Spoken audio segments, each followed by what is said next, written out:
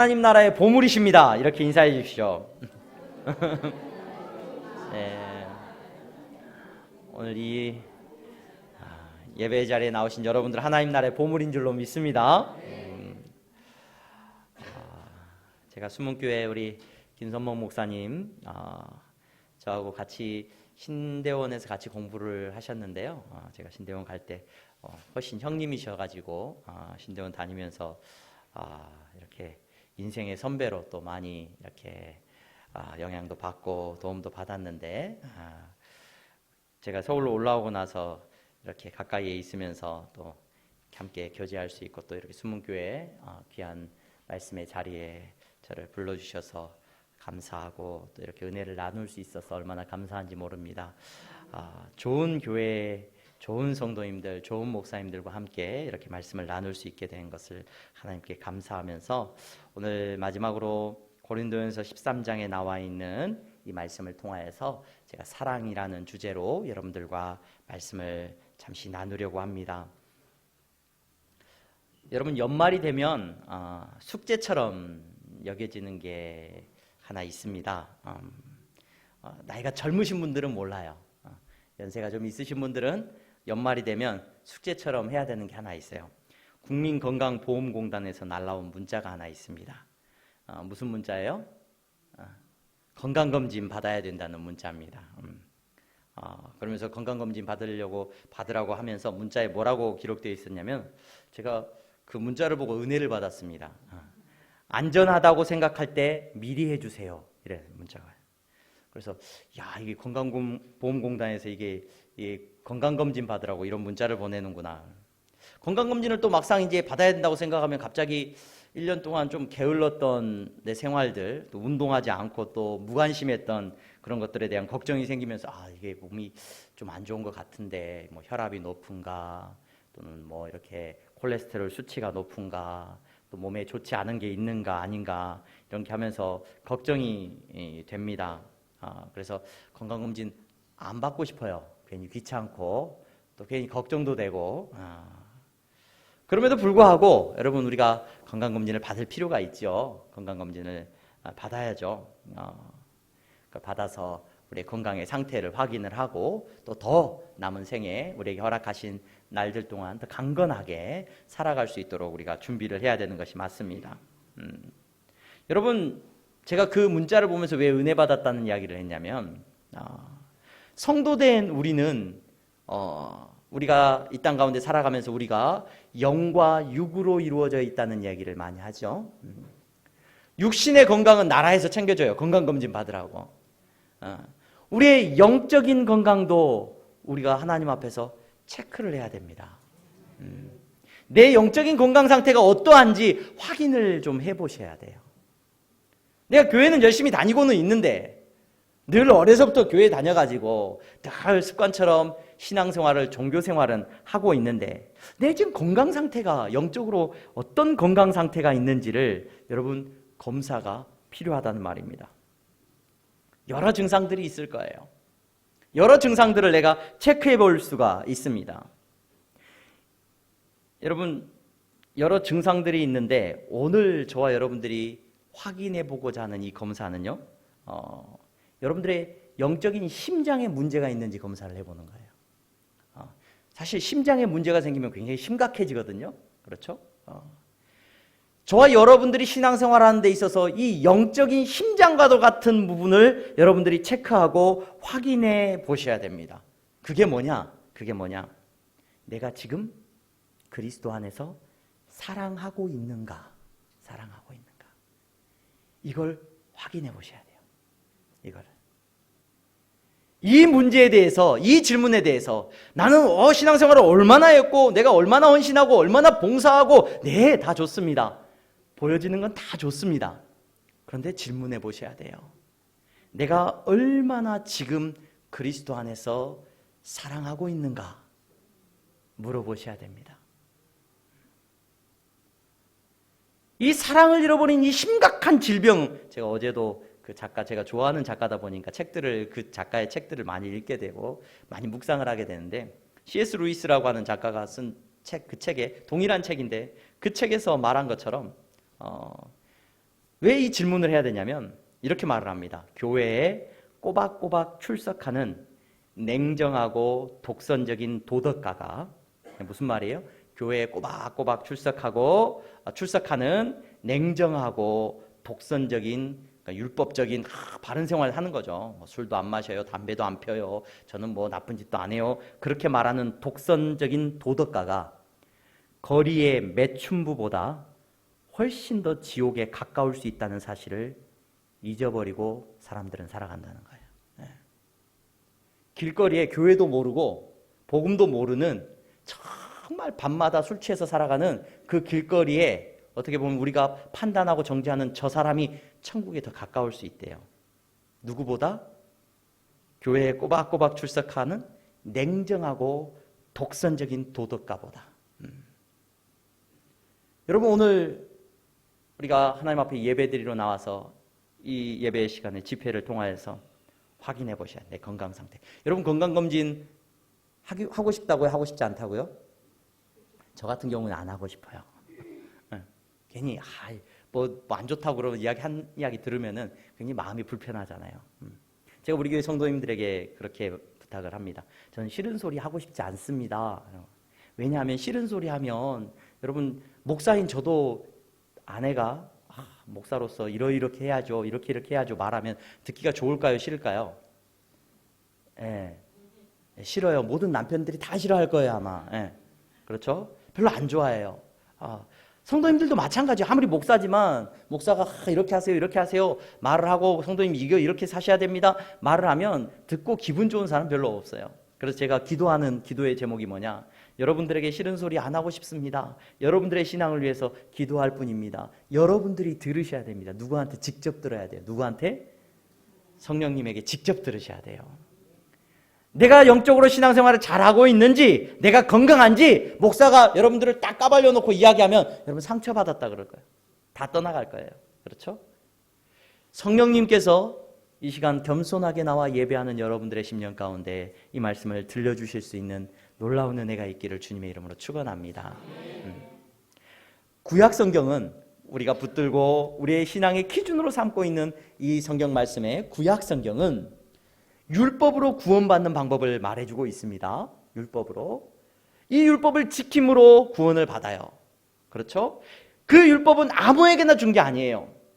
아브라함의 후손 곧 이스라엘 백성들에게 하나님이 율법을 주셨어요.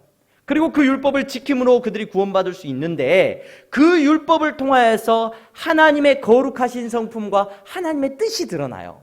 그냥 이거 해라 그냥 하나님이 생각나는 대로 말씀하시고 명령하신 게 아니에요. 하나님께서 그들에게 주신 모든 율법과 계명은 하나님의 뜻이 그 안에 담겨져 있습니다. 그들이 어떤 옷을 입어야 되는지, 무엇을 먹어야 하는지, 농사를 짓고 어떤 식으로 그들이 수확을 해야 하는지, 어떤 식으로의 삶을 살아가야 되는지, 어떤 식으로 제사를 드리고 어떤 식으로 사람과의 부부와의 관계 속에서 살아가는지, 자녀와의 관계 속에서 어떻게 살아가는지, 그 모든 것에 대해서 세세한 명령을 주셨는데 그 명령에는 하나님의 뜻이 다 들어가 있어요. 하나님의 뜻이 뭐냐? 하나님이 여러 계명을 주셨는데 그 많은 계명들을 관통하고 있는 하나님이 깊으신 뜻이 뭐라고 여러분 알고 계십니까? 바로 신명기 말씀을 보면 나와 있죠. 하나님을 사랑하라. 첫째는. 두 번째는 내 이웃을 사랑하라. 이것이 구약의 이스라엘 백성들에게 주신 하나님의 율법을 관통하고 있는 하나님의 거룩하신 뜻이에요. 이 뜻이 이스라엘 백성들 가운데서 이루어집니까? 못 이루어집니까? 아니, 이 하나님의 뜻을 그들이 이루어 나갑니까? 못 이루어 나갑니까? 하나님 앞에 율법을, 이 제물을 바치래요. 그러면 제물을 바칠 때 그 제물을 바침에 하나님께서 원하시는 뜻은 뭐예요? 하나님을 사랑하는 마음으로 나오라는 거잖아요. 근데 그들이 제물을 갖고 올 때 어떻게 하면 이걸 좀 전략해 볼까? 그래서 어떻게 갖고 나가요? 요거 조금 우리 것 중에서 이제 앞으로 이제 새끼를 더 이상 안 뵐 것 같은 거, 돈이 안 되는 거, 이런 거 싹 골라가지고 어차피 한번 제사는 드려야 되니까 갖고 가서 드린다. 여기에 하나님을 사랑하는 마음이 있어요, 없어요? 없는 거예요. 하나님께서 안식년을 명령하시고 타자 이게 수학 곡식을 수확하고 이런 것들도 다 명령을 하시면서 뭐라고 말씀을 하시냐면 너 노예 어떤 사람이 가난해져 가지고 어쩔 수 없는 형편 때문에 가난해 가지고 너희 집 종이 되었다고 치자. 이 사람이 이스라엘 사람이면 너는 7년째 될 때 이 사람을 어떻게 해라? 놔주래요. 여러분 이게 쉽지는 않겠죠. 수학을 할 때 여러분 잘 살려면 부자가 되려면 한 톨이라도 땅에 떨어뜨리지 않고 싹 걷어야 되잖아요. 밤새워라도 다 이삭죽기 해가지고 쌓아둬야 되잖아요. 근데 하나님이 그렇게 하래요? 그렇게 하지 말래요? 그렇게 하지 말래요. 한번 쑥 수확하고 나서 흘린 거는 다 내버려 두래요. 왜 내버려 둬요? 네. 고아나 과부나 또는 나그네가 굶어 죽지 않도록 그들이 그것을 수확해서 먹고 살 수 있도록 하기 위해서 하나님이 놔두래요. 여러분 사람의 완악한 심령대로 자기의 욕심대로 살아가기를 하나님은 내버려 두지 않으시고 하나님께서는 율법을 통해서 그 율법을 반드시 지켜라 라고 말씀하시면서 그 율법을 통해서 무엇을 요구하셨느냐? 바로 하나님을 사랑하고 함께 살아가는 이웃을 사랑하도록 명령을 하셨습니다. 그게 율법의 핵심적인 근거가 돼요. 근데 선지서들을 나중에 보면 이스라엘 백성들이 얼마나 자기 사랑에 취해 있었는지, 하나님보다 자기를 더 사랑하고 이웃을 사랑하기보다 자기만 사랑했습니다. 그러한 이스라엘의 실패를 누가 완성하셨느냐? 예수 그리스도께서 이 땅에 오셔서 여러분 율법을 완성하셨다 그랬어요. 그랬죠? 예수님이 율법을 완성하셨다라는 말의 의미가 뭐예요, 여러분? 마태복음 22장에 보면은 한 사람이 와서 율법에 대해서 물어보니까 예수님께서 이렇게 말씀해 주십니다. 율법이 말하는 게 뭐냐? 네 마음을 다하고 목숨을 다하고 뜻을 다하여 주 너의 하나님을 사랑하라 하셨으니 이것이 크고 첫째 되는 계명이요 둘째도 그와 같으니 내 이웃을 내 자신과 같이 사랑하라 하셨으니 이 두 계명이 온 율법과 선지자의 강령이니라. 예수님께서 말씀하신 이 뜻과 하나님의 뜻과 그 놀라우신 율법의 의미를 누가 다 이루셨다는 거예요. 그러니까 예수님이 다 이루셨다는 거예요. 예수님이 다 이루셨다는 거예요. 하나님을 사랑하지 못하는 우리에게 하나님을 사랑한다는 것이 무엇인지 십자가에서 보여주셨어요. 사람들은 자기가 높아지고 자기가 영광받고 그러면서 하나님 사랑한대요. 높은 자리에 올라가면 하나님은 사랑한대요. 성공하면 하나님은 사랑한대요. 그런데 자기가 무시당하고 조금만 낮아져야 되면, 교회 안에서 내가 조금만 인정받지 못하면, 여러분 우리는 목소리 높여서 여러분 사랑을 이야기하는 것이 아니라 삿대질을 해대는 것이 우리의 연약한 모습입니다. 여러분 이웃을 사랑한다라고 말을 합니다. 이웃을 사랑한다라고 말을 합니다. 나한테 잘해주는 사람, 네, 잘해주죠. 나한테 밥 한 끼 사주는 사람 밥 한 끼 사주죠. 네. 그러면서 우리가 사랑한다고 생각을 합니다. 제가 큰 교회에서 사역을 여러 번 할 기회가 있었는데 한 교회에서 사역을 할 때 목사님들이 한 40명 정도, 부목사님만 40명 정도 있었어요. 서울에서 사역을 할 때 그 부목사님 40명 있는데 목사님들끼리도 친하게 지내는 목사님들이 있어요. 그런데 왕따 당하는 목사님이 있어요. 어떤 목사님이 왕따 당할까요? 내가 밥을 3번이나 샀는데 제 목사님 한 번도 안 사. 그러면 이제 그 목사님하고 밥 먹으러 가요, 안 가요? 안 가요. 네. 그 목사님들도 어쩔 수가 없었습니다. 그게 우리의 부족한 모습이죠. 네. 여러분 예수님께서 우리에게 이웃 사랑의 모습을 보여주셨습니다. 예수님이 십자가에서 왜 죽으셨습니까? 우리에게 사랑을 보여주셨습니다. 원수를 사랑하는 사랑을 보여주신 줄로 믿습니다. 여러분 오늘 고린도 교회 성도들에게 사도 바울이 편지를 쓰고 있거든요. 편지를 쓰고 있습니다. 고린도 교회, 저는 초대교회로 막 돌아가자 이런 이야기를 별로 안 좋아해요. 왜냐하면 그러면 잘 모르고 하는 얘기예요. 초대교회나 우리 지금 있는 교회나 비슷비슷해요. 오히려 초대교회가 더 문제가 많아요.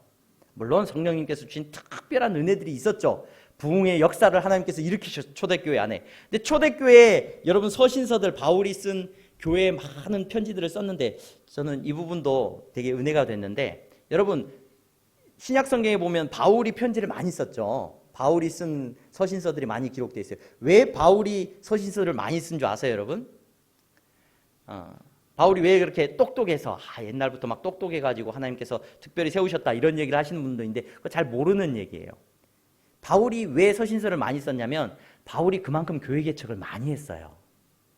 이 서신서들은 대부분 다 바울이 세운 교회들, 물론 몇몇 교회는 아니에요. 로마서나 이런 것들은 아니지만 바울이 거의 대부분의 터키 지역이나 많은 유럽의 지역들에 다니면서 교회들을 다 바울의 영향으로 세워진 교회들이 많아요. 그러다 보니까 어쩔 수 없이 그 교회에 주어져야 되는 말씀을 누구를 통해서 하나님 주시겠어요? 그 바울을 통해서 하나님께서 주시는 거예요. 이 고린도 교회라는 교회도 바울이 열심히 복음을 전해서 세워진 교회예요. 그 교회 성도들의 모습이 교회를 떠나고 바울이 그곳에 교회를 세우고 돌아왔는데 들려오는 소식들이 있는데 말도 안 되는 소식들이 들려오는 거예요. 그 교회 안에 다툼이 있습니다. 분쟁이 있습니다. 이 다툼과 분쟁으로부터 비롯돼가지고 어떤 사람이 죄를 지어도 자기 편, 교회 안에 이제 편이 나눠지는 거예요. 아볼로파다, 바울파다, 베드로 개바파다, 난 예수파다. 그래가지고 패가 나눠지고 그 안에서 서로 다툼이 있고 갈등이 있으니까 여러분, 우리 편이 잘못하면 용서가 돼요. 근데 상대편이 잘못하면 어떻게 돼요? 용서 안 해요. 저 사람은 심판받아야 된다고 그러고 잘못됐다고 그러고 막 손가락질을 해야 돼요.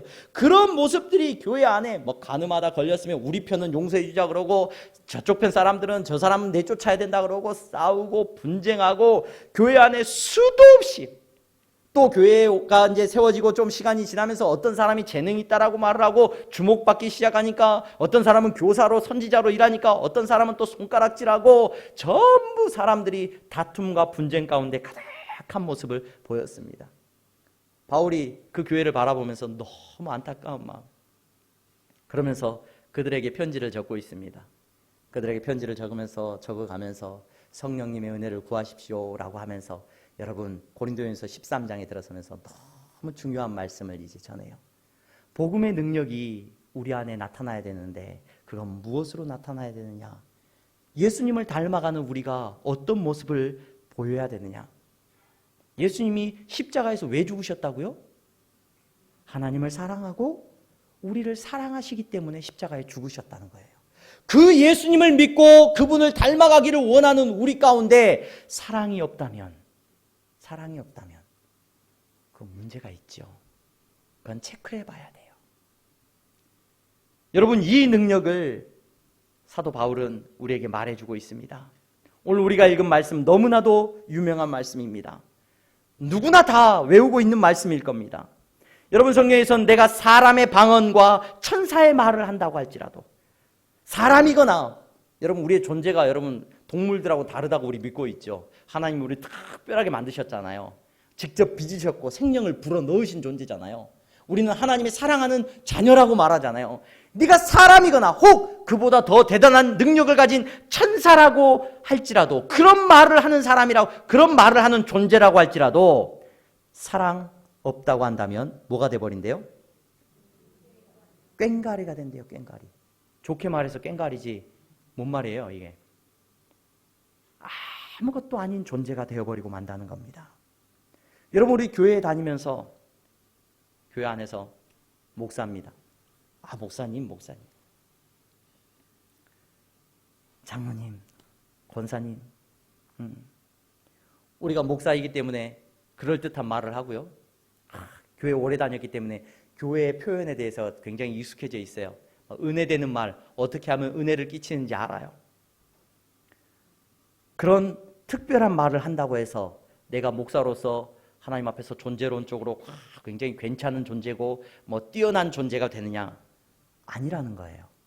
오늘 성경이 말하고 있는 것은, 여러분, 오늘 우리가 하나님 앞에서 특별한 존재로 세워질 수 있는 것은 무엇 때문이다? 사랑 때문이라는 거예요. 사랑 때문이라는 거예요. 여러분, 이 사랑이 저와 여러분들 안에 있기를 주님의 이름으로 축원합니다. 네, 여러분 기억하셔야 되는 게 있어요. 교회 안에서 기독교 성경이 말하고 있는 사랑이 뭔지를 저와 여러분들이 조금은 확인해야 돼요.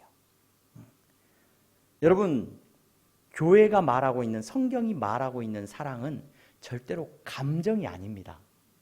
내 감정.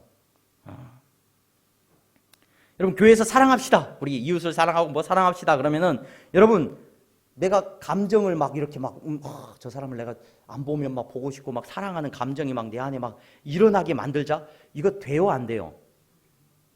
예. 싫은 사람이 여러분 사랑해지던가요? 예. 이 사랑이라는 감정은요, 여러분 우리가 우리 스스로 할 수 없는 감정이잖아요. 우리가 사랑이라고 말하는 감정은. 그럼 그렇다면 하나님께서 우리에게 명령하신다. 너 사랑해라 라고 명령하신다고 한다면 그 사랑이라는 감정을 내가 어떻게 할 수도 없는데 어떻게 사랑하고 삽니까? 안 되잖아요. 여러분 우리는 사랑한다고 하는 그 감정을 갖기보다는 오히려 내 편을 그냥 내 것을 좋아하고 나하고 원수된 사람들이나 나하고 싫은 사람들은 미워하는 감정이 더 잘 드러나기를 우리는 자연스러워합니다. 여러분 그렇다면 성경에서 말하고 있는 복음이 말하고 있는 사랑하라는 이 사랑의 문제는 뭐냐? 사랑은 어떤 것이냐? 여러분 성경이 말하는 사랑은 의지의 문제예요. 감정이 문제가 아니라 의지의 문제라는 걸 여러분 기억하시기를 바랍니다. 여러분 그리스도인의 가정은 부부가 서로 사랑합니다. 맞습니다. 그럼 부부가 서로 사랑한다는 게 얼굴만 봐도 좋고 뒤돌아서 생각나고 정말로 그냥 부부가 너무너무 사랑하고 자녀도 부모를 사랑하고 막 사춘기도 없고 막 이런 가정을 말하는 거냐? 그리스도인의 가정. 그러한 감정이 있다고 한다면 여러분 저도 좀 소개시켜 주시면 좋을 것 같아요. 물론 하나님께서 특별한 은혜를 주셔서 감정적으로도 우리의 마음이 사랑하는 감정을 가지게 하십니다. 하나님께서 그런 마음을 주십니다. 성령님께서 분명히 역사하시면 그런 감정도 일어납니다. 하지만 오늘 말씀이 우리에게 성경이 말하고 있는 사랑이라는 것은 여러분 그런 감정의 문제가 아니라 하나님을 사랑하고 내 이웃을 사랑해라. 가만히 있어도 막 하나님을 사랑하는 마음이 막 생겨나고 그래요, 여러분? 돈을 향해서는 그런 마음이 막 생기죠, 막. 돈이 얼마나 사랑스럽습니까? 여러분 내 이웃을 막 사랑하는 마음 막 층간소음으로 막 싸우는데 내 아랫집을 생각할 때마다 윗집을 생각할 때마다 막 사랑하는 마음이 생겨나고 그렇습니까? 그렇지 않잖아요. 그런데 성경은 사랑하라 라고 명령하셨잖아요. 그럼 이건 뭐예요, 여러분? 이 말씀은 의지의 문제라는 겁니다. 여러분 성경은 내 이웃을 사랑하고 여러분 하나님을 사랑하는 의지를 가지고 그렇게 행동하라고 명령하고 계십니다. 여러분 그렇게 행동할 때 여러분 내 이웃을 사랑하는 의지가 바로 그 의지를 가지고 움직일 때 여러분 오늘 성경이 말하고 있는 거예요. 천사의 말, 사람의 말을 할 때 그것이 진짜 의미 있는 말이 된다는 거예요. 여러분 우리 가정에서 보니까 일하시는 남자분들 제가 신방하거나 교회에 다니는 분들 가끔 힘들어하는 분들 뭐 제가 이혼한 어떤 분의 이야기를 또 들었는데 그분이 그런 얘기를 하더라고요. 나는 집에서 돈 벌어다 주는 기계였다. 내 집에서 내가 인정받지도 못하고 나는 돈만 벌어다 주는 사람이었다. 그런 얘기를 하셔요. 신앙생활 오래 하셨던 분인데 결국 이혼하셨어요. 어떻게 그런 감정을 가질 수 있을까? 여러분 우리가 가정 안에서 그 사람을 아버지로서 정말로 남편으로서 의미 있게 만드는 것은 돈을 얼마를 벌어다 주는 게 아니에요. 여러분 그 가정을 사랑하는 마음으로 살아가는 그것이 사랑하고자 하는 그 마음이 그 의지가 여러분 아버지를 아버지로 남편을 남편으로 세운다는 것을 기억할 수 있어야 됩니다. 목사님 저에게도 심각한 질문이 이제 왔어요. 보니까 최근에 독일에서 AI가 설교를 했어요. 네, 놀랍죠? AI가 설교를 했어요. 기가 막힌 설교문을 만들어가지고 AI 목사님이 설교를 했어요. 이게 우스갯소리가 아니에요. 주제 넣어가지고요. 요즘 컴퓨터에다 딱 집어넣으면 설교문이 쫙 나와요. 자, 그럼 목사로서의 이 위치에서 여러분 무엇으로 하나님 앞에서 목사라는 직무를 감당하는 거냐? 설교를 하는 것으로? 뭐 헌금 계수하는 것으로? 교회에 뭐 일을 하는 것으로? 그렇지 않죠.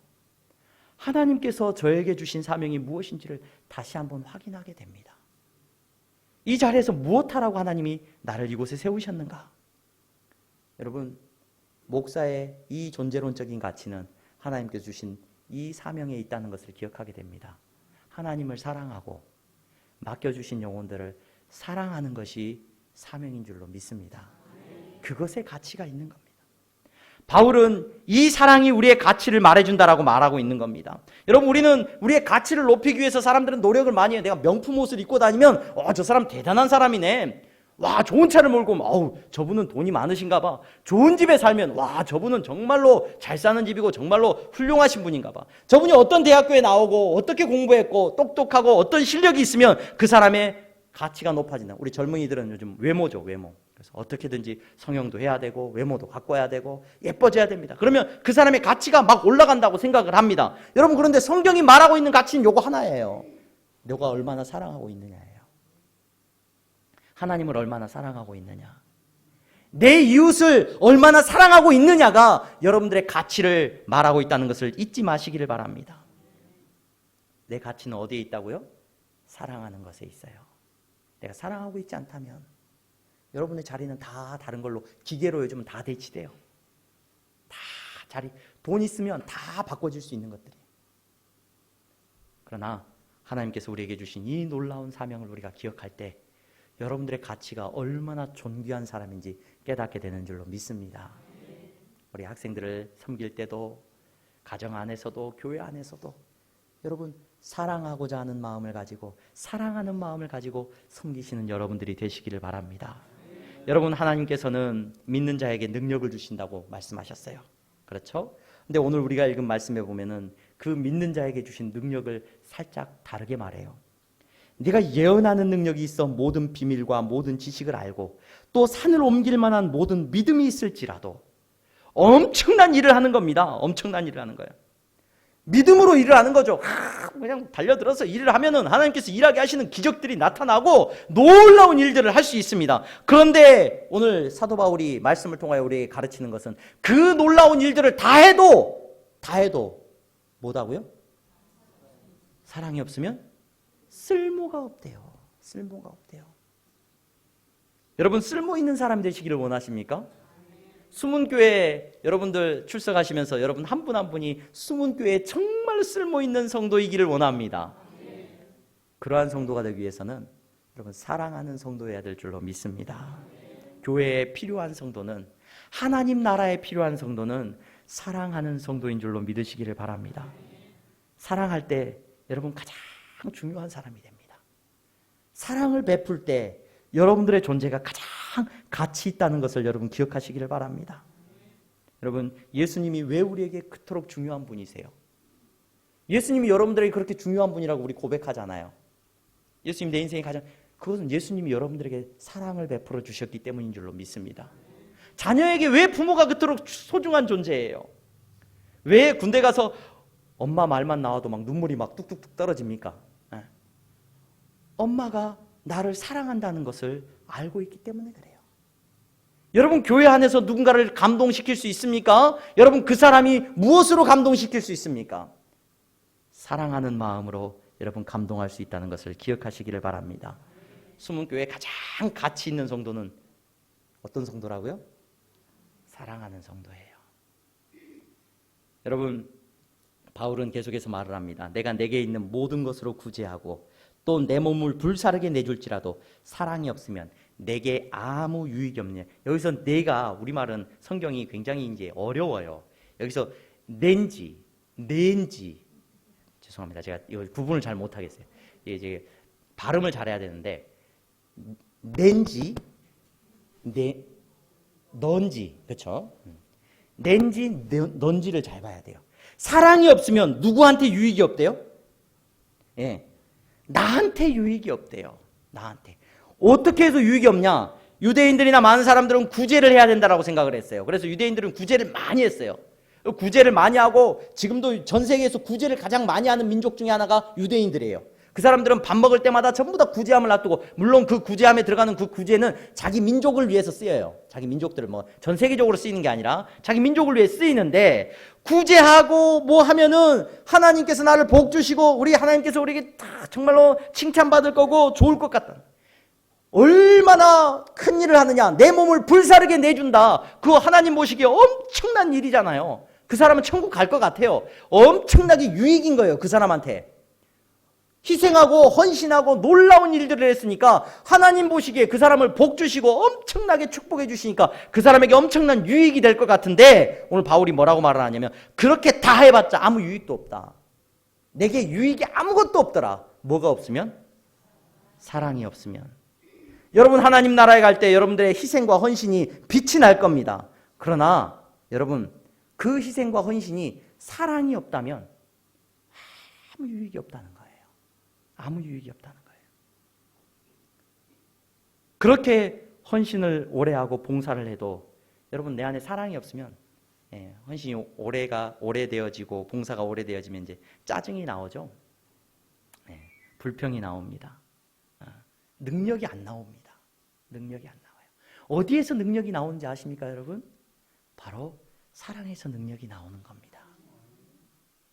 오늘 이 저녁에 하나님 앞에 예배하시는 여러분, 하나님께서 여러분들을 사랑하셨습니다. 예수 그리스도께서 여러분들을 사랑하셨습니다. 그 사랑으로 여러분들을 구원하셨습니다. 여러분 우리는 마땅히 사랑하는 사람이 되어야 될 줄로 믿습니다. 하나님을 사랑했다고 고백하고 여러분 내 이웃을 사랑하겠다고 고백하고 살아가시기를 바랍니다. 남편을 아내를 그래서 이거 뭐 그냥 뭐 이렇게 뭐 가정 뭐 상담 치료한 사람 사랑한다고 말해라. 이건요 여러분 굉장히 중요한 문제인 거예요. 가정 안에서도 마찬가지고 교회 안에서도 여러분 만나는 사람마다 사랑하겠노라고 다짐하시고 하나님 사랑할 수 있는 힘을 달라고 기도하시기를 바랍니다. 그 어떤 능력보다도 사랑할 수 있게 해달라고 기도하라고 바울이 말하고 있습니다. 여러분 목사님을 위해서도 기도해 주시기를 바랍니다. 우리 목사님이 성도님들을 너무 사랑할 수 있게 해달라고 기도해 주시기 바랍니다.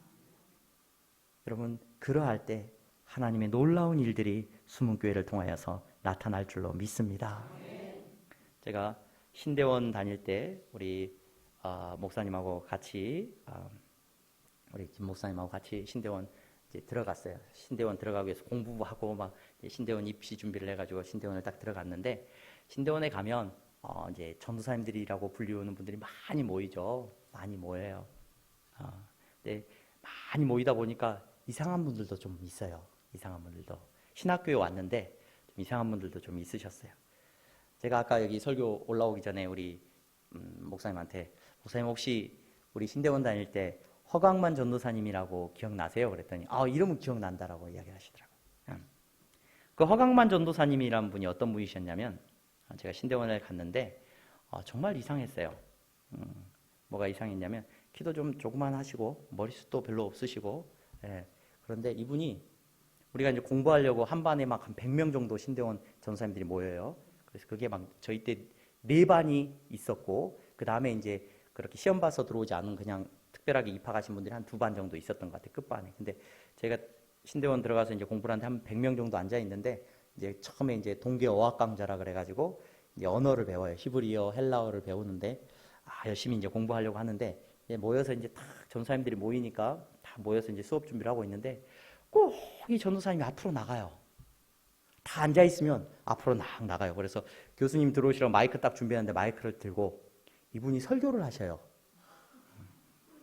5분 정도를. 교수님 오실 때까지 막 설교를 해요. 그 목소리가 또 잘 들리냐? 잘 들리지도 않아요. 굉장히 막 우리가 이렇게 뭐 해야 되고 이렇게 해야 되고 아니 지금 신학교에 온 전도사님들 앉혀놓고 이게 처음에 딱 올라오니까 사람들이 신기해가지고 오 박수도 쳐주고 좋아했어요. 근데 이게 한두 번이지 공부만 하려고 앉아있으면 앞으로 나오는 거예요. 거기까지는 또 괜찮아요. 그럴 수 있죠. 그 100주년 기념교회라는 교회가 신대원 안에 있어요. 그 교회에 가면은 막 1,500명, 한 2,000명 정도 되는 이제 사람이 들어갈 수 있는 교회예요. 근데 그 교회에 이제 전교생들이 모여서 예배를 드리려고 또 이제 채플 시간에 앉아요. 앉아 있는데 갑자기 누가 앞으로 쭉 예배 드리려고 하는데 이렇게 다 있잖아요. 이 앞에 마이크가 있잖아요. 앞으로 톡 나가요. 그럼 마이크를 들어요, 혼자. 예배 시작하기 전에 혼자서 또 설교를 해요. 김성훈 목사님 보셨을 거예요. 그렇죠? 여러 차례요. 사람들이 처음에는 우 박수도 쳐주고 신기하니까 막 그랬다가 나중에 이제 어떻게 하겠어요? 짜증을 내고 화를 내고 들어오라고 하고 그런데도 굴하지 않고 나와요. 여러분 그런 분은 가까이 해야 됩니까? 좀 멀리 해야 됩니까? 그러면 좀 멀리 해야죠. 같은 반이었어요. 신대원 이제 동계 어학 강좌 할 때 같은 반이었는데 좀 이상한 분이구나 하고 생각을 했어요. 그러면서 이제 신대원 생활을 했습니다. 신대원 1학년 제가 생활을 하면서 제 자신을 돌아보면서 참 어깨에 힘이 많이 들어가 있었어요. 왜 어깨에 힘이 들어가 있었냐면은 하나님께서 저에게 공부할 수 있는 기회를 주셔가지고 저는 신대원 들어가기 전에 히브리어도 공부를 다 했었고요. 그리고 헬라어도 공부를 다 했었고요. 그 다음에 철학도 굉장히 공부를 많이 했었어요. 그래서 뭐 대학원도 제가 이제 일반 대학원에서 공부를 하다가 낙성대에 있는 대학원을 다녔어요. 낙성대 그 위쪽에 있는 대학원을 다녔는데 거기서 공부를 이렇게 하다가 하나님께서 부르심이 있어서 신대원 갔어요. 그래서 갔죠. 신대원에 갔더니 신대원에 막 이제 막 히브리어 공부한다 그러고 이제 알파벳 배우고 있는 거예요. 저는 그때 현대 히브리어까지 됐어요. 현대 히브리어 회화도 되고 그다음에 저는 소크라테스, 뭐 플라톤 이런 사람들의 책을 그 헬라어로 막 읽고 강전 막 참여하고 이랬단 말이에요. 철학도 막 열심히 공부하고 그래가지고 뭐 그랬어요. 그래서 신대원 1학년 다니는데 교수님들이 하는 얘기도 뭐 그렇게 어렵지도 않고 막 다 그랬어요. 널널하게 남들은 막 열심히 하는데 굉장히 거만하게 학교를 다녔어요. 그리고도 여러분 첫 학기에 제가 전액 장학금 탔어요. 네. 그러니까 얼마나 어깨에 힘주고 다녔는지 아시겠죠? 네. 우리 선배 되시는 우리 형님 되시는 형님들이 귀엽게 봐주셨죠. 근데 그러고 다녔어요. 다녔는데 아까 말씀드렸던 그 허광만 전도사님이 그런 분이 계시는 거예요. 그래서 저 같은 사람은 특히나 그런 사람을 가까이 하면 돼요, 안 돼요? 안 돼요. 그래서 근데 어느 날 제가 이제 그때 신대원 1학년 다니면서 이제 끝나면은 신대원생들은 금요일 날 학교에서 나와가지고 이제 사역을 하시는 분들은 교회가 사역을 하고 이제 주말을 보내고 다시 이제 또 학교로 돌아오곤 했는데 금요일 날 제가 이제 스쿨버스를 타고 서울로 와가지고 제가 그곳에 이제 학교 대학원 때문에 그 사는 집이 낙성대 근처에 있었어요. 그래서 낙성대 근처에서 살고 있어서 거기를 가는데 그 낙성대에서 버스를 타면은 그 학교로 올라가거든요. 낙성대에서 버스를 타면 그 학교 후문으로 올라가요. 근데 그 버스 탔는데 그 허강만 전사님이 서 있는 거예요. 제가 깜짝 놀랐어요. 그래서 신대원 안에서는 절대 가까이 다가가지 않았을 텐데 밖에서 보니까 왠지 반가워요 또. 그래서 전사님 왜 여기 서 계세요? 그랬더니 자기 공부하러 간대요. 네? 그랬어요. 깜짝 놀라가지고 무슨 공부요? 그랬더니 이분이 한평생 초등학교 교사로 사셨어요. 초등학교 교사로 사시다가 대학원을 지금 서울대학교 대학원에 그 교사로 공부하신 그런 경력들도 있고 해서 아마 석사 과정이었나 박사 과정이었나 그 과정을 아마 공부하고 있는 과정 중에 계셨어요. 그래서 그러시냐고 제가 깜짝 놀랐죠. 깜짝 놀라고 거기서 공부를 하십니까? 하고 다시 학교로 돌아가서 이제 그분을 만나니까 그분이 어떻게 보여요? 예전하고 달라 보여요. 괜찮은 분일지도 모르겠다 이런 생각을 했어요. 오고 가며 그래도 인사만 하고 지냈어요. 근데 어느 날 금요일 날 오전 수업을 마치고 이제 다들 급히 이제 다들 또 집으로 돌아가기 위해 셔틀버스를 타고 이동을 하는데 그 전도사님이 저도 이제 막 이제 급히 이제 기숙사에 들려서 짐 챙겨서 나와야 되니까 가고 있는데 늦었는데 그 전도사님이 앞에서 막 걸어오시더니 저를 보고 이제 인사를 하셨어요. 그래서 안녕하세요 전도사님. 제가 이제 반갑게 인사를 했더니 악수를 청하셔요. 그래서 악수를 탁 하고 하는데 갑자기 제 손을 꽉 잡고 저한테 그러는 거예요. 전도사님, 네, 우리가 어디에서 공부를 하거나 뭘 배웠거나 이거 아무것도 아닙니다. 그러는 거예요. 기분이 좋아요? 나빠요? 기분이 굉장히 나빠졌어요. 저 사람이 나를 뭐 얼마나 안다고? 그리고 나서 헤어졌어요. 헤어지고 나서 그 다음날 이제 신대원생들은 보통 월요일 날 이제 학교로 들어갑니다. 월요일 날 학교로 들어가고 화요일부터 이제 수업이 시작돼요. 월요일 날 학교로 들어갔는데 학교가 술렁술렁했어요. 무슨 일인가 봤더니 그 허강만 전사님이 그날 저하고 인사하고 차를 타고 그 용인 그 양지에서 그쪽으로 서울 쪽으로 오다가 이 큰 트럭하고 충돌이 일어났어요. 그래서 그 자리에서 하나님께서 데려가셨어요. 너무 기분이 이상했어요.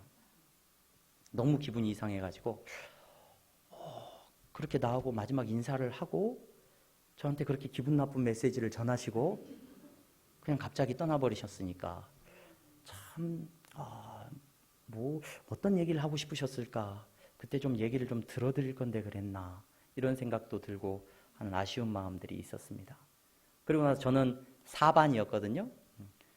제가 뭐 반도 잘 기억도 안 나고 하는데 그건 확실하게 기억나요. 그 허광만 전사님은 3반이셨어요. 근데 이 허광만 전사님이 앞에 나와서 틈만 나면 이야기 설교를 하셨는데 사람들이 하도 이제 못 나가게 하니까 제가 보니까 그분이 앞에 못 나가고 대신 칠판에다가 적어놔요. 뭘 적어놓냐면 성경 말씀을 적어놓으셔요. 우리말로 적어놓고 영어로도 적어놓고 그렇게 적어놔요. 허광만 전사님 맨날 적어놓는다는 거예요. 사람들은 이제 그것까지 포기했죠. 그런데 제가 그 허광만 전사님 돌아가셨다는 소식을 듣고 화요일 날 수업을 듣다가 4반에 있다가 3반에 아는 전사님을 만나러 갔어요. 아는 전사님을 만나러 갔더니 그 칠판에 허광만 전사님이 남겨놓은 그 글이 앞에 있는 거예요. 뭐라고 적혀 있었냐면 오늘 우리가 읽은 본문이 적혀 있었습니다. 내가 사람의 방언과 천사의 말을 할지라도 사랑이 없으면 소리나는 구리와 울리는 꽹과리가 되고 내가 예언하는 능력이 있어 모든 비밀과 모든 지식을 알고 또 산을 옮길 만한 모든 믿음이 있을지라도 사랑이 없으면 내가 아무것도 아니요 내가 내게 있는 모든 것으로 구제하고 또 내 몸을 불사르게 내줄지라도 사랑이 없으면 내게 아무 유익이 없느니라. 내가 공부를 얼마나 많이 했고 내가 뭐 똑똑하고 내가 다른 사람들 앞에 그럴듯한 걸 뭐 말할 수 있는 능력이 있고 내가 뭐 전도사라고 아이들에게 뭔가를 가르치는 것 같고 뭔가 일을 하는 것 같지만 그 전사님의 말을 종합해 보면 그거죠. 전사님, 우리가 어디에서 공부했는지 어디를 졸업했는지 어떤 학위가 있는지 아무것도 아닙니다. 아무것도 아닙니다. 아무 의미도 없습니다. 예수님께서 나를 사랑하셔서 이 벌레 같은 나를 위해서 아무 가치 없는 나를 위해서 죽으셨다는 그 놀라운 사랑을 내가 경험하고 나도 내 마음속에 예수님을 사랑하는 마음을 가지고 내게 맡겨주신 영혼을 사랑하지 않는다면 우리가 아무리 그럴듯하게 말하고 아무리 그럴듯하게 포장해도 무슨 의미가 있고 무슨 하나님께 영광이 되겠습니까? 오늘 예배 자리에 나오신 여러분 확인해 보십시오. 여러분들의 평생의 신앙생활 동안에 내가 만나는 저 사람을 교회 안에서 여러분 내 사람 아프리카에 사는 사람 사랑할 수도 있죠. 그들을 섬길 수도 있죠. 내 옆에서 함께 신앙생활하는 저분을 내가 사랑하고 있는지 저분을 바라볼 때 사랑하겠다고 하는 의지가 내 안에 있는지 확인해 보셔야 됩니다. 하나님은 그것 말고는 안 보신다고요. 여러분들의 어떤 선함을 보시겠습니까? 하나님 앞에 무엇을 가지고 하나님 앞에 영광을 올려드리겠습니까? 목사로서 성도들을 섬기다가 하나님 나라에 가면 하나님께서 무엇을 물어보시겠습니까? 내가 설교를 얼마나 잘했냐? 내가 얼마나 전도를 많이 했냐? 얼마나 교회가 커졌냐? 글쎄요, 하나님이 그런 거에 관심이 있으실까요? 내가 내게 맡겨준 양을 얼마나 사랑했느냐 물어보실 거예요. 오늘 이 자리에 예배 드리시는 여러분들 마음 가운데 하나님께 주신 사랑이 있기를 주님의 이름으로 축원합니다. 우리 수문교회는 그래서 소문이 나면 좋겠습니다. 사랑하는 교회구나. 이웃을 사랑하는 교회고 하나님을 사랑하는 교회구나.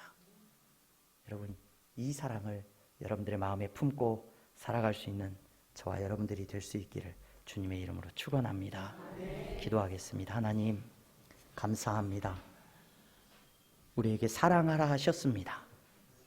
하나님, 사랑이 모든 율법의 완성이라고 말씀하셨습니다. 예수님 나를 사랑해 주셨으니 하나님, 우리도 예수님 닮아 사랑하며 살게 하여 주시옵소서. 수문교회가 사랑이 넘치는 교회가 되게 하여 주시옵소서. 예수 그리스도의 이름으로 기도하옵나이다. 아멘.